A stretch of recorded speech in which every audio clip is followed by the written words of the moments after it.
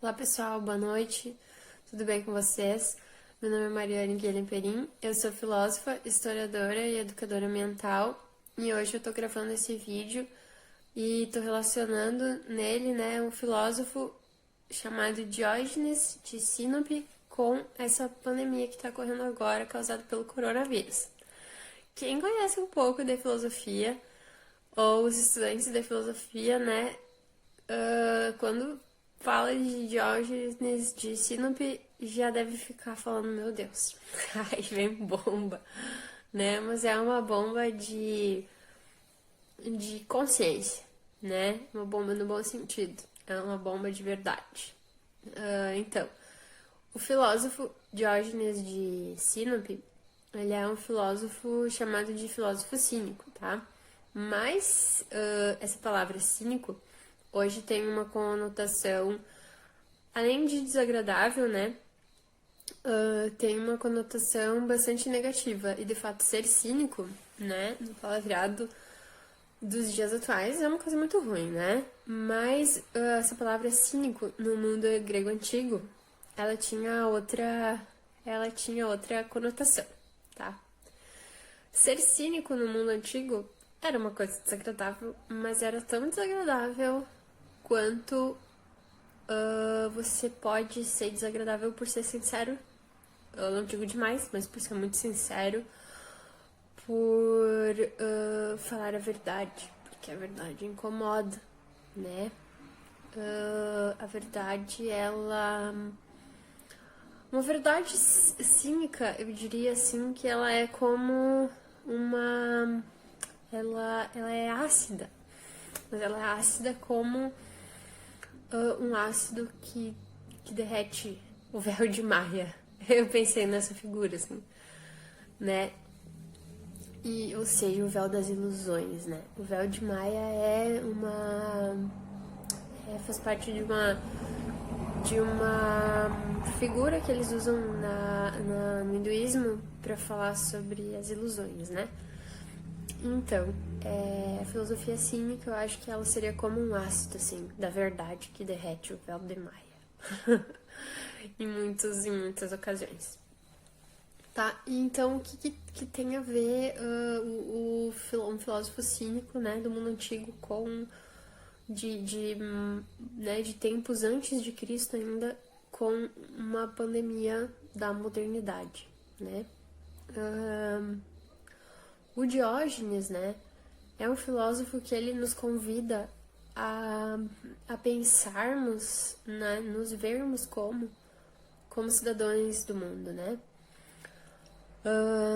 Quando perguntavam pro Diógenes, né, a respeito de cidadania, a respeito da polis, né, da cidade grega, ele falava que ele não pertencia a nenhuma polis, que ele era um cidadão do mundo, né? Isso depois vai ser usado de forma semelhante pelos filósofos estoicos, né? Mas por muito tempo, né, a gente tem falado sobre isso, né? Sobre o que seria ser cidadãos do mundo, sobre como, né, devemos ser cidadãos do mundo, sobre hoje em dia, né, se fala muito sobre como, e se estuda muito como que o local se conecta com o global, né? Nesse mundo globalizado, enfim. Mas muitas vezes as pessoas estão de ouvidos fechados para falar isso, né?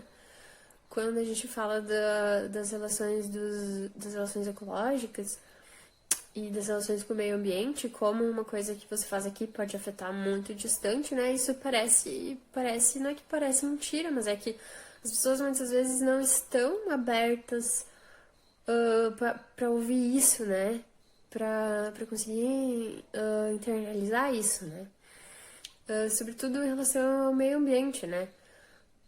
Como que as minhas ações, ou as ações, né, principalmente de algumas multinacionais, elas afetam muito negativamente todo o clima, todo o meio ambiente, e isso causa danos catastróficos, né, para todo mundo.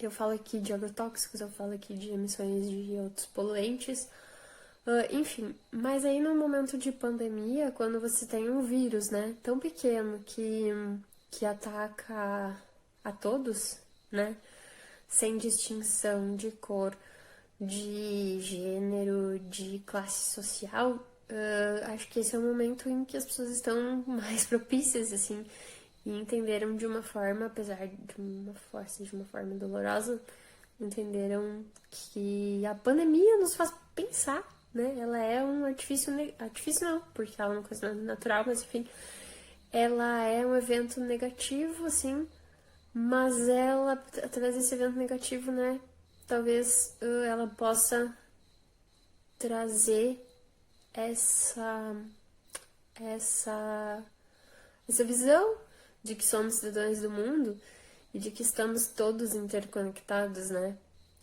Seja por relações, se você quiser, se você for mais cético, você pode pensar que estamos conectados, né? Conectados simplesmente por relações físicas, né? Isso você aprende estudando biologia, ecologia e as ciências ambientais, a física, a química, enfim. Mas e se você for mais longe também, você vai ver que também energeticamente, enfim, em vários aspectos, né? E estamos conectados, o local está conectado ao global, né? Vivemos esse mundo globalizado, então uma coisa que acontece lá na China é um exemplo que eu uso bastante nas minhas aulas, assim, por acaso eu falava assim, coisa que acontece lá no Japão, a gente nem sabe, mas pode ter a ver com a gente, né? Coisa que tá acontecendo lá na Etiópia pode ter a ver com a gente aqui. E eu sempre falava, e eu sempre gostava de usar o exemplo da China e do Japão, porque é bem longe, né? E, e agora, por acaso, assim, isso aconteceu, né? Eu usava esse exemplo para mostrar como as coisas estão conectadas, né? Como algo distante da gente pode nos afetar. E esse acho que é um grande exemplo, né? E apesar de todas as dores que o coronavírus tem, que quer dizer que o coronavírus traz,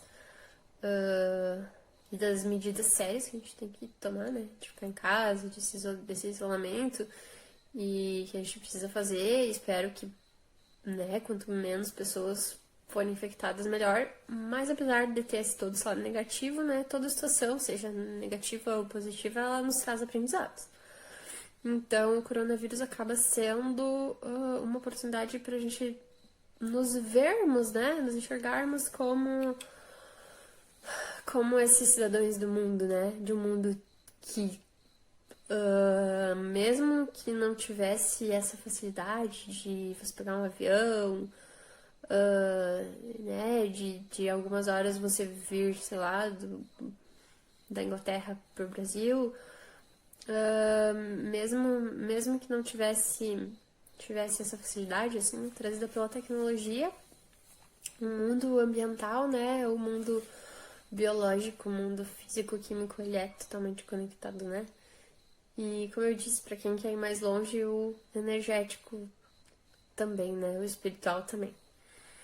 Mas então é isso. Essa era a minha primeira fala, assim, sobre a relação do Diógenes, né? Sobre esse filósofo cínico e a pandemia.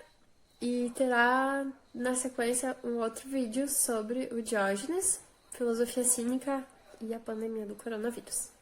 Tá? Um beijo para vocês. Boas reflexões, um grande abraço.